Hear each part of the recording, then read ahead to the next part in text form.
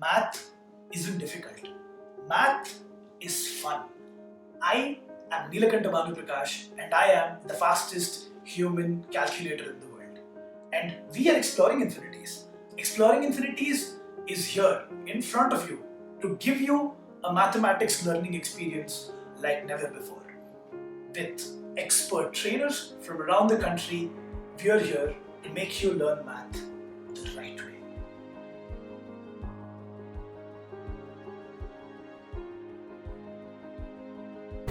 Hi, I'm Anshika from Exploring Infinities. Welcome back, and this is the third lecture for the chapter Linear Equations in Two Variables. So let's do a quick recap of whatever we have done till now. So we have actually introduced our chapter Linear Equation in Two Variables using various examples. So our main example for the chapter was Tom and Dana and their bat and balls. So we saw that how we developed that particular example. Then we saw that we can actually find a solution to that particular pair of linear equation using our graphs. What we simply do is we simply plot them on our graphs. We see that where is the common point of intersection, and that intersection becomes a solution. So we call them consistent pair with unique solution.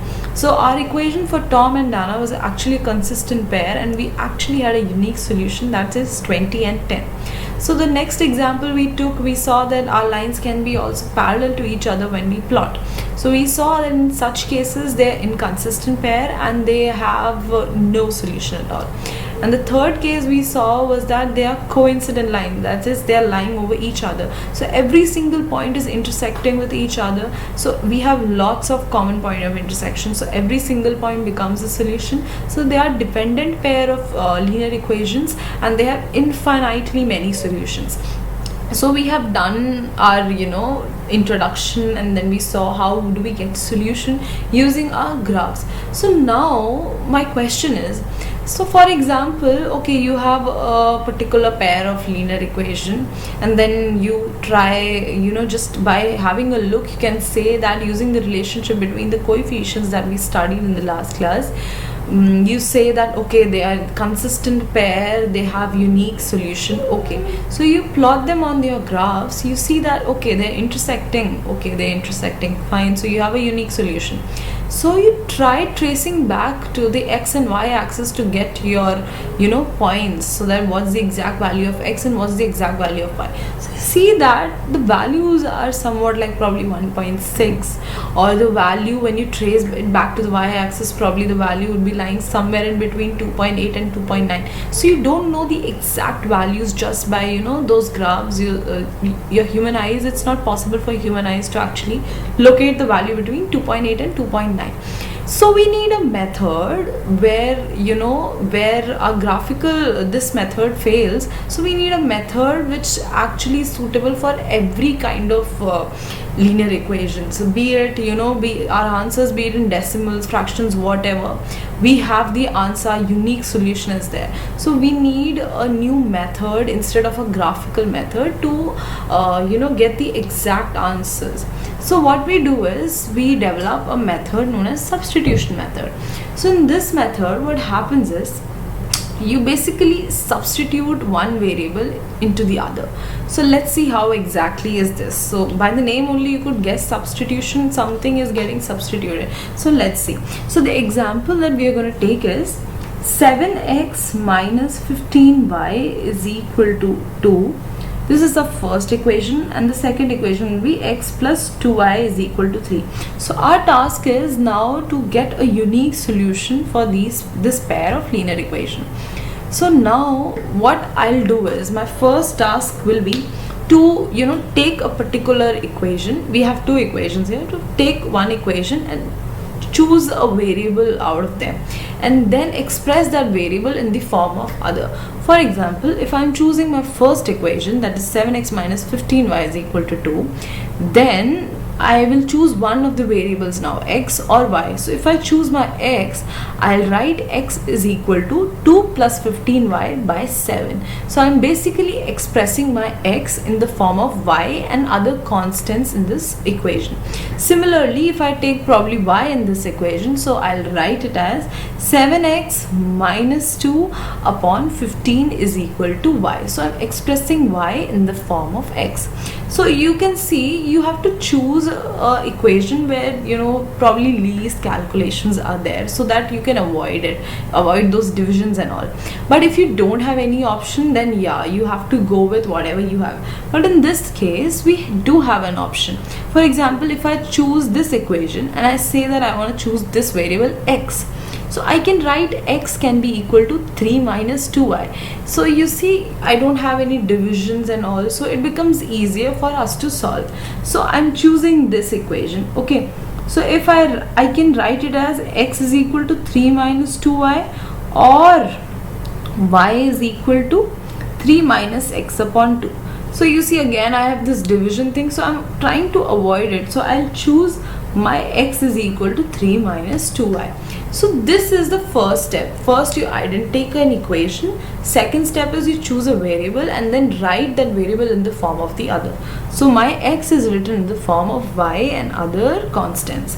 So I have this now. Now our method is substitution method. I have to substitute something, right? So what I do is I just substitute this value for x, that is 3 minus 2y, into my first equation. So when I want to substitute this value into my first equation, I replace everything in this equation which has x with 3 minus 2y. So what is it? X, 7, x, it's 7x, so x is 3 minus 2y, minus 15y is equal to 2. So now my new first equation is this. So as you can see, in this equation there are no more x's, it's just y's. So now what is this? This is linear equation in one variable, and you know how to solve linear equation in one variable. It's as simple as that. So I now have 21 minus 14y minus 15y is equal to 2. So I have minus 29y is equal to 2 minus 21, which is minus 19. So I have y as 19 upon 29. So now what you do is you get the value for that one variable. So I have the value for y. So now you do is put this y into this equation, that is x is equal to something in the form of y. So you have y ka answer. So you say x is equal to 3 minus 2 into 19 upon 29. So when you solve it, you have 3 minus 38 upon 29, which is equal to 49 upon 29. So you have the value for x as 49 upon 29. So see, you cannot actually try tracing back your x, which is equal to 49 by 29, which is actually equal to 1.68. You cannot probably trace back your x's between those 1.6 and 1.7 in the x-axis. So it's very difficult. So that's why we actually need a method instead of a graphical method. So see, it was as simple as that. You just select a variable out of the two equations that you have selected. You just put it into the other equation. You get the answer for one variable. You again substitute that answer into the substituted equation, and then you get the answer for the next variable. So this was all about substitution method. This is in the entire method that I was talking about. So let's do a few examples. So in this chapter, basically, where you have linear equations, you learn how to solve these linear equations in different methods, and then you have this entire word problem in front of you. You will have to extract linear equation in two variables out of that entire word problem. So that is the main task of this entire chapter, because once you get your linear equations, solving them is like very easy. It's like a piece of cake. Okay, so basically extracting your linear equations from the word problems is really important. So we'll start solving various word problems in your book. So the first word problem that we'll solve is example number 8. So let's read it. It's example 8 says, Tabitha went to a bank to withdraw rupees 2000. She asked the cashier to give the cash in rupees 50 and rupees 100 notes only. Snigdha got 25 notes in all. Can you tell how many notes each of rupees 50 and 100 she received? So the question is saying that she withdrew 2000 rupees. So she asked the cashier basically to give her 2000 rupees in the form of 50 notes and 100k notes. So basically what you now have is you have 50k notes, some number of notes, and 100k notes, some 100k notes. Okay, so basically you have just 50 and 100, and that sums up to make rupees 2000. So can you tell me how many notes of each rupees 50 and 100 has she received? So let the number of rupees 50k notes be x and be 100k notes be y. So let's write down. So we have example number 8. So I'm taking, so whatever we have in the question till now, I'll just write it down. So she wants 2000 in the form of rupees 50 and rupees 100. Okay, so in total she received 25 notes. Okay, and these notes are in the form of either rupees 50 or rupees 100. Okay, so basically now what we have is you have certain number of 50k notes, certain number of 100k notes. Okay, so you are given that in total you have 25 notes. So whatever be the number of 50 notes you have with you, and whatever be the 100k notes you have with you, the sum of that is simply 50. It is already given. So let the number of rupees 50 notes be x, okay, and rupees 100 notes be y. So from here you have simply x plus y is equal to 25. Whatever you have your x, that is the number of 50 notes and the number of 100 notes and y, it simply add up to 25 notes. Okay, so we have x plus y is equal to 25. Now he's saying that he had into like she now has 2000 rupees.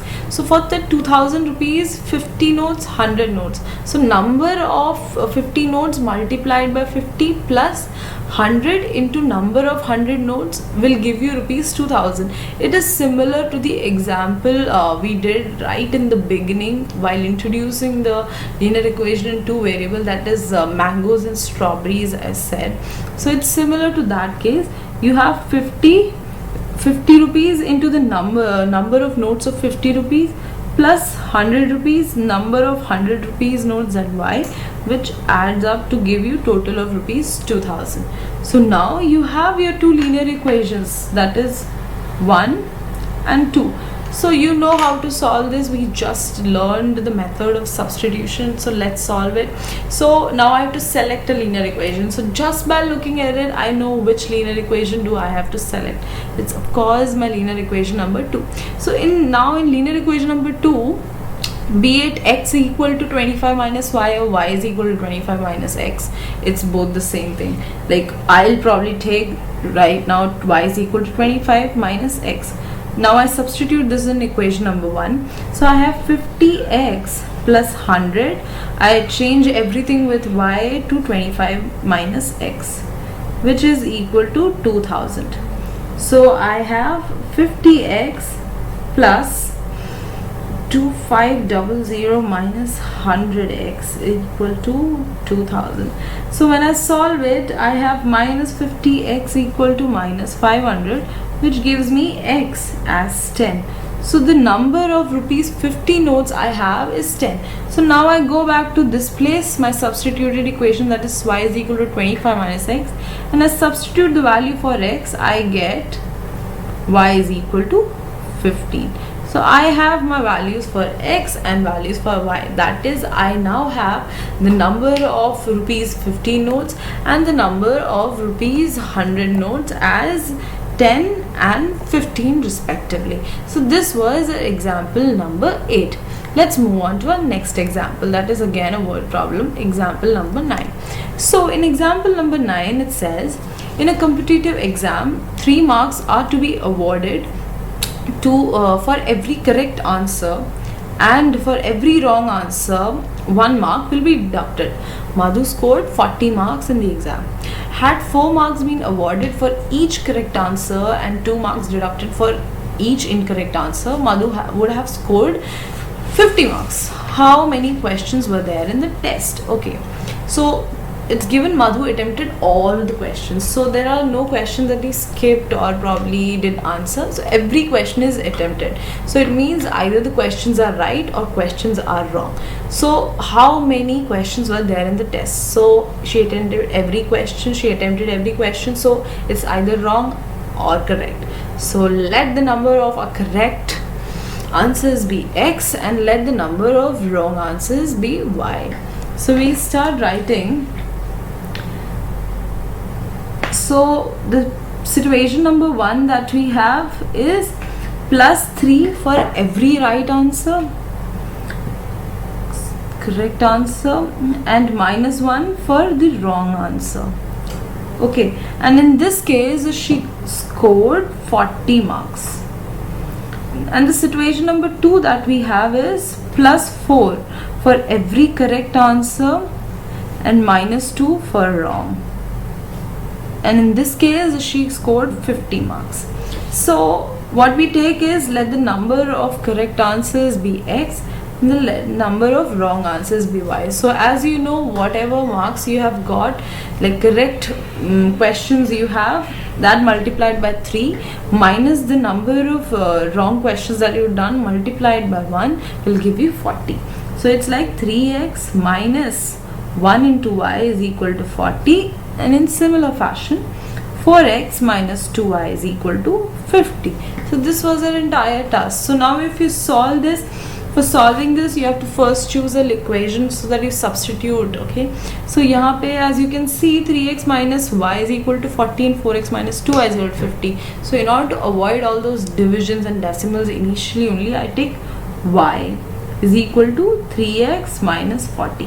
Now substitute this over here, so I guess 4x minus 2 into 3x minus 40 is equal to 50. Now when I solve this, I get 4x minus 6x plus 80 is equal to 50. So I have my x to be 15. So I have the number of correct questions with me, that is 15. So using this x is equal to 15, I substitute this as my substituted equation. So I have y is equal to 3 into 15 minus 40. So I have y is equal to 45 minus 40. So I have y is equal to 5.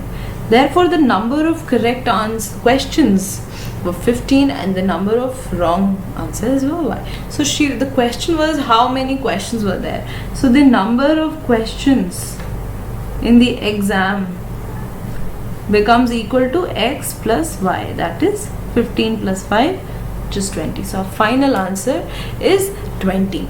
So this was an example 8 and 9 where we did, a few word problems using the new method, substitution method we just studied. Thank you.